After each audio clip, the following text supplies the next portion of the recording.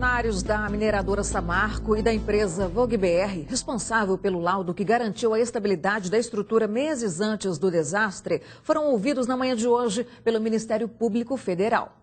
7 funcionários da mineradora Samarco, da empresa Vogue BR e da Pimenta Ávila Consultoria estiveram na sede do Ministério Público Federal em Belo Horizonte e foram ouvidas pelo Procurador da República, Eduardo Santos de Oliveira. Entre as pessoas que prestaram depoimento hoje estão 3 engenheiros da Vogue BR, empresa responsável pela emissão do laudo de estabilidade da barragem de Fundão em julho de 2015, 4 meses antes do desastre. Também é muito importante explicar que uma análise de segurança da barragem não passa exclusivamente pelo laudo de estabilidade. A barragem tem operação diária, é jogado rejeito lá diariamente, o alteamento é constante. Então, o laudo de estabilidade, ele analisa uma parcela de dados de monitoramento. Então, ele se concentra em dados parciais, que obviamente não dão uma análise global e nem estrutural de toda a barragem.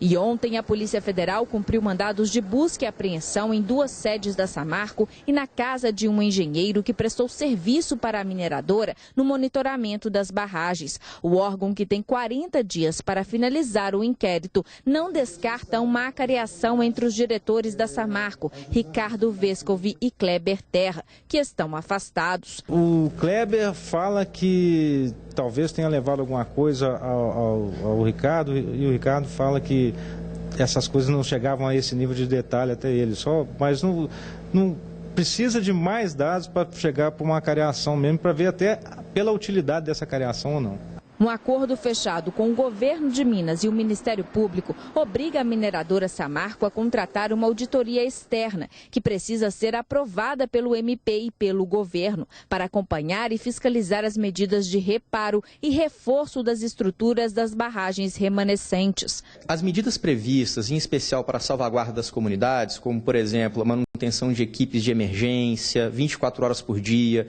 a disponibilização de um helicóptero para auxiliar na eventualidade da necessidade de um resgate, tudo isso vai ter que ser mantido integralmente pela Samarco, até que pelo período mínimo e ininterrupto de 6 meses, essas estruturas tenham um índice de estabilidade acima do recomendado pelas normas técnicas brasileiras. A mineradora tem até o dia 15 de março para realizar uma simulação de um rompimento com os moradores de distritos de Mariana, na região central de Minas Gerais. Em caso de descumprimento, a multa é de R$300 mil por dia. O desastre em Mariana deixou 17 mortos e 2 desaparecidos. Empresários de Minas Gerais se reuniram hoje no primeiro Conexão Empresarial deste ano, que discutiu o cenário econômico do país. A primeira edição do Conexão Empresarial, em 2016, teve como palestrante o presidente da Federação das Indústrias de Minas Gerais, Olavo Machado. O Olavo, por nossa sorte, mineiros, ele é uma pessoa extremamente motivada. Ou seja, por mais que o momento seja de pessimismo, ele é uma pessoa que traz otimismo em cada conversa, em cada palavra, em cada ação que ele faz. Então, acredito que a gente não poderia ter um convidado melhor do que o presidente Olavo Machado. Com um discurso afiado, Olavo afirmou que o cenário econômico brasileiro só vai melhorar após uma mudança constitucional. Eu estou achando que nós precisamos de mais do que reforma.